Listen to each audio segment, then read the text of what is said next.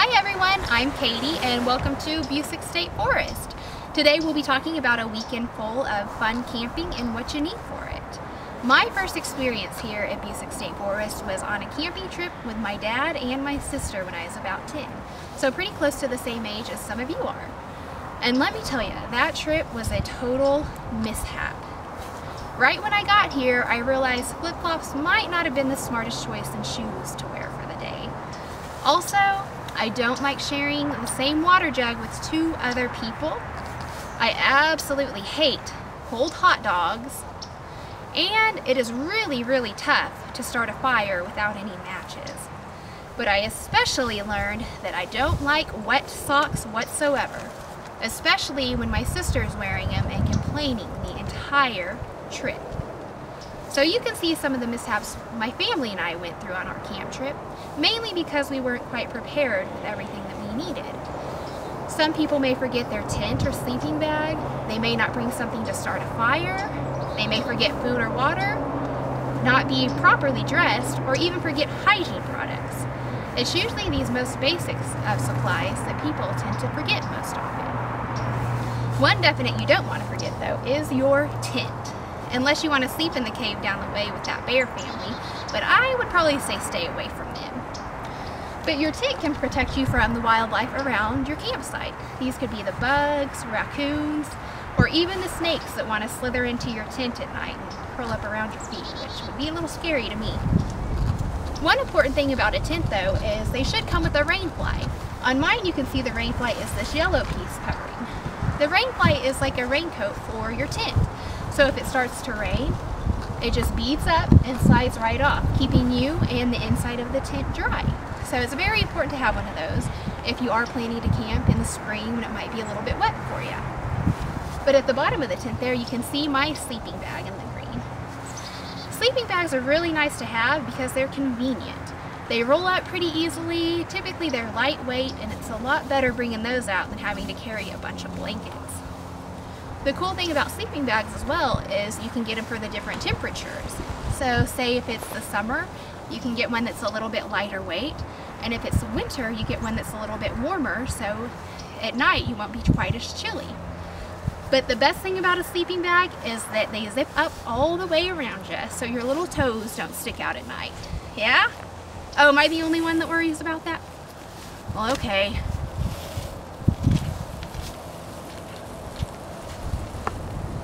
And now that we've talked about the raincoat for your tent, which is the rain fly, I think it's appropriate to talk about how to protect you from the weather. First off, a great raincoat is necessary to have when you're out camping. Usually they're pretty lightweight, they repel the water, and they block the wind as well. Mine's a great example. The outer red layer is the water repellent portion, where the white layer is what keeps me warm. If I get too hot, I can just unzip this portion and then just wear the red portion, thus keeping me a little bit cooler. I always say it's better to overpack and be able to shed clothing than to not have enough clothing with you and be too cold.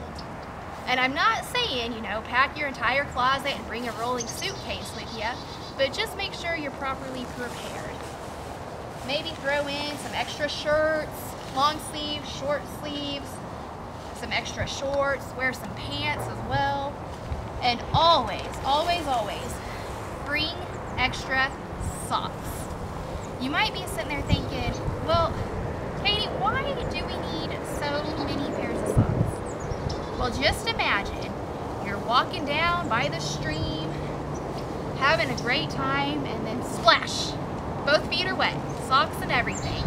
And guess what? You don't have an extra pair of socks. Pretty soon you're walking around with these soggy feet, all wet and cold, and night comes and it drops to 45 degrees, and it just keeps getting colder and colder, and your socks are still wet. What could have saved you? An extra pair of socks. So the moral of the story, bring extra socks with you. But as equally important as all the other clothing we mentioned, it's also important to have a great pair of hiking boots. Hiking boots are best to make sure they're comfortable and they're waterproof for you. You want to make sure you can walk or hike all day in those rather than just sitting back at camp complaining your feet hurt and you don't want to do anything. You'll miss out on a lot of fun that way. So having improper footwear might make you a little cranky. But let me tell you, forgetting food or water would make you as equally cranky. I know I get a little stubborn and tired and mad when I'm hungry, so I think everybody else does as well. But one of the most important things is, I've talked earlier about my family only sharing one jug of water. This jug of water was only 128 ounces. So 1 gallon, or the big size milk that you can get at the grocery store. But they say on average a person should have 64 ounces a day. So that water was really only enough to last one person for 2 days. So we were very short on water. I also always recommend when you're dealing with water, bring individual bottles as well. You can always just refill these, plus it's a lot cleaner than having that community jug that everybody just passes around, because that can get to be a little dirty, and then everybody will have their own ration as well.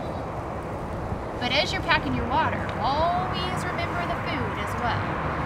Something that's really easy to cook out around the campfire while you're out are hot dogs. All you need is to grab a package and a skewer and you are ready to go. So not only are they easy, but you don't have to pack a lot of extra cooking supplies, and it gives you a nice warm meal. But even more important than hot dogs, right here are marshmallows. Because nothing is better around a campsite fire than some s'mores. But anyways, I've got a little s'more to tell you, so let's talk about fires. Haha, you get it? Alright. So, on a serious note, how many of you know how to start a fire on your own? Alright, a few of you do.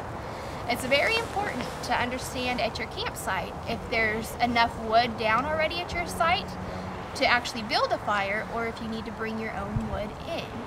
Another very important question is whether you can actually bring your own wood in. Some forests and parks don't actually like you to bring outside wood in because it can bring in insects that infest the trees and actually kill them. And the best place to start your fire is to lay a base layer of nice fine shavings or maybe leaves down, something that sparks really easy and will burn quickly.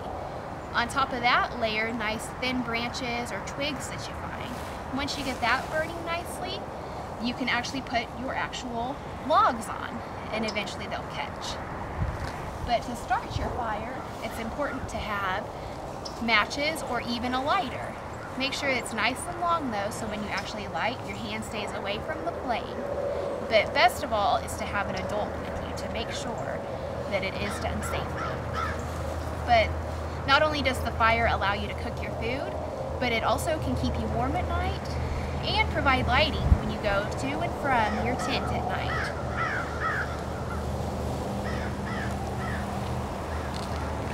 But speaking of going to and from the tent, it is inevitable. That's right, nature will call in the middle of the night, and you'll need that fire's light to get you outside. I know you laugh now, but toilet paper is very important to have. Everybody in your camp needs it, whether it's blowing their nose or using it for the intended purpose. But always make sure you bury what you use to make everything sanitary for the park and other campers. Another important aspect of your hygiene products is hand sanitizer.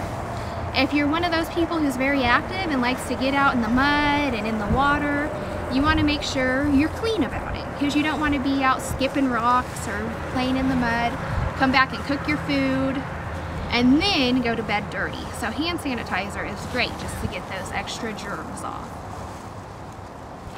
And a toothbrush and toothpaste. Let me tell you, it might be one of the most forgotten things with camping, but you will be glad after a couple days out in the wild that you have it. So will your campmates, because let me tell you, none of them want to smell your morning breath. That includes me right here. Anyways though, I hope you all enjoyed this weekend's advice on camping and basic equipment that you need. From having a tent and sleeping bag, to appropriate clothing, to proper food and water, to fire, to even toilet paper and a toothbrush. Now I encourage all of you to go out and make your own camping experiences. I know you may have the mishaps that my family have had, but that just makes it more fun to share these stories around the campfire. So everybody get going and enjoy your weekend of camping.